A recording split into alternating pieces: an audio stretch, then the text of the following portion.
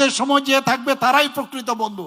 আমরা এতদিন দেখেছি রাজনীতি মানে গোলা করে কিভাবে মাছ ধরা যায়, গোলা জলে, সেই রাজনীতি আমরা দেখেছি। প্রবলেম ক্রিয়েট করে এতদিন ধরে সরকার ওরা চালিয়েছে, আর আমরা প্রবলেম সলভ করে, আমরা সলভ করার মাধ্যমে আমরা আমরা মানুষের সাথে থাকতে চাই। এতগুলো ওদের সময়ে এই টেরোরিজমের শুরু হয়েছিল, ওনাদের সময়ে দাঙ্গা শুরু হয়েছিল, আর ওদের সময়ে সমস্ত জায়গায় খুন সন্ত্রাস শুরু হয়েছিল, আর আমাদের সরকার এসে এইগুলো একের পর এক এক করে আমরা সেগুলোকে আমরা এখন শেষ করে ফেলেছি বন্ধুগণ। আমাদের সরকার একের পর এক যারা জনজাতিদের জন্য উন্নয়নের জন্য যা যা দরকার আমরা সেই কাজ করছি বন্ধুগণ। এখানে এক্সটার্নাল এইডেড প্রজেক্টে আপনারা সবাই জানেন ওয়ার্ল্ড ব্যাংক থেকে আমরা এখানে ওয়ার্ল্ড ব্যাংক থেকে প্রায় 1400 কোটি টাকা নিয়েছি। 1400 কোটি টাকা কিসের জন্য? শুধুমাত্র জনজাতি যে অধ্যুষিত এলাকা সেখানকার উন্নয়নের জন্য আমরা সেই কাজটা করেছি। কোথাও স্কুল নেই, স্কুলের কোথাও রাস্তা নেই, রাস্তা কোথাও মানে বিজলি নেই, সেখানে বিজলি, সেই ব্যবস্থা আমরা করেছি। এলিমেন্ট প্রজেক্টে ফরেস্ট ডিপার্টমেন্টে আমরা 1700 কোটি টাকা নিয়েছি।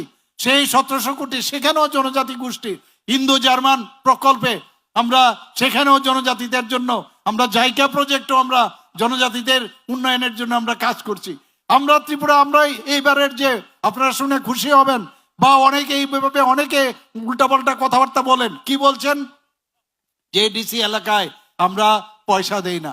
বন্ধুগণ, 23-24 অর্থ বছরে আমাদের যে 27,000 কোটি টাকা আমাদের বাজেট ছিল, 27,000 কোটি টাকার আমাদের কমিটেড এক্সপেন্ডিচার ছিল।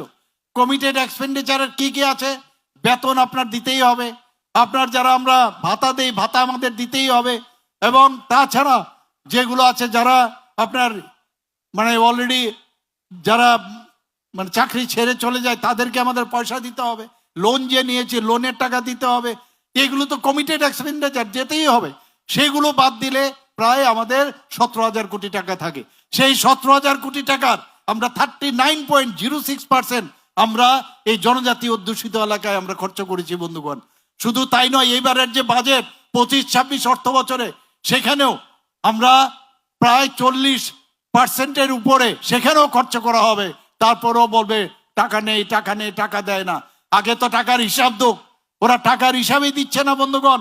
আগে রাস্তাঘাট আপনারা দেখেছেন, ন্যাশনাল হাইওয়ে, এতগুলো ন্যাশনাল হাইওয়ে হচ্ছে, বেশিরভাগ ন্যাশনাল হাইওয়ে জনজাতি অধ্যুষিত এলাকা দিয়ে যাচ্ছে, এবং তাতে করে যে অ্যাকুইজিশন হচ্ছে সেই পয়সা কিন্তু আজকে জনজাতি ভাই বোনদের কাছে সেটা যাচ্ছে।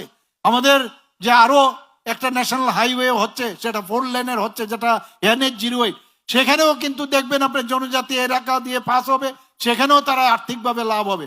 আমাদের একের পর আজকে জনজাতি এলাকার মধ্যে আপনারা শুনে অত্যন্ত দুঃখ পাবেন, আমি বলবো খুশি তো বাদই দিন, জনজাতি এলাকার মধ্যে বহু জায়গার মধ্যে টিচার বেশি, কিন্তু এমন ভাবে টিচার দেওয়া একজন টিচার, আর সেখানে স্টুডেন্ট হচ্ছে 10 জন। এই যে অথচ আমাদের কাছে রেশিও যে আছে স্টুডেন্ট এবং যে আমাদের টিচারের যে রেশিও অনেক বেশি, অ্যাপ্রো ক্যাপ্রো করে বিভিন্ন জায়গায় দিয়ে রেখেছে, প্রপার শিক্ষা দীক্ষা দিচ্ছেন না, ইচ্ছে করে দেওয়া হচ্ছে না যাতে প্রাইভেট ইনস্টিটিউশনে যায়।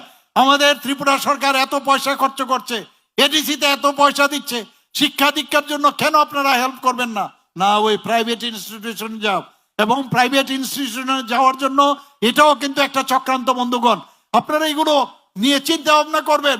আমাদের সরকার, আমরা চেষ্টা করছি এখানে যাতে করে জনজাতিদের উন্নয়ন হয়। আগামী দিন আমাদের যে ইলেকশন হতে যাচ্ছে, যে 28টা যে আমাদের যে এডিসির যে আসন সংখ্যা, সেখানে আমি আশা করি আজকের এই যে এখানে যে জমায়েত যারা আজকে জয়েন করছেন তাদেরকে বলবো যে আপনারা কিন্তু আমাদের আসার পরে আমাদের কিন্তু শক্তি আরো অনেক বেশি বৃদ্ধি হয়েছে। 50টি স্মোক হাউস, 25টির আবার প্রক্রিয়াকরণ কেন্দ্র স্থাপন করেছি বন্ধুগণ। আমরা 3টি 100 শয্যা বিশিষ্ট এসটি হোস্টেল, এর মধ্যে আরো সেটা তৈরি হবে, 50 শয্যা বিশিষ্ট 7টি নতুন হোস্টেল আরো স্থাপন করা হবে বন্ধুগণ। আজকে আমি এখানে উপস্থিত থাকতে পেরে আমি বিভিন্ন জায়গায় ত্রিপুরার এক প্রান্ত থেকে আরেক প্রান্ত পর্যন্ত আমি যাচ্ছি। আমি চাই জনজাতিরা এতদিন ধরে আমাদের যে একটা ডিভাইড অ্যান্ড পলিসির মাধ্যমে এতদিন ধরে যারা রাজত্ব করেছে বা যারা এইভাবে ভুল বুঝিয়েছে, জনজাতিরা কোমলমতি, তাদেরকে ভুল বুঝানো খুব সহজ। এখন আমি আপনাদের কাছে অনুরোধ করব, আগামী দিন মাননীয় প্রধানমন্ত্রীজির হাত যদি শক্তিশালী করতে হয়, আমাদের হাত যদি আপনারা শক্তিশালী করতে হয়, তাহলে একমাত্র ভারতীয় জনতা পার্টি ছাড়া আর কোনো পার্টির প্রতি আপনারা আসবেন না।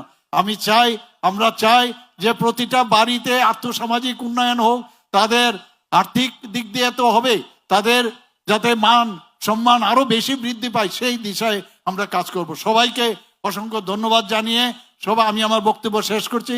হাম্বাই, নমস্কার, জয় হিন্দ, ভারত মাতা কি জয়।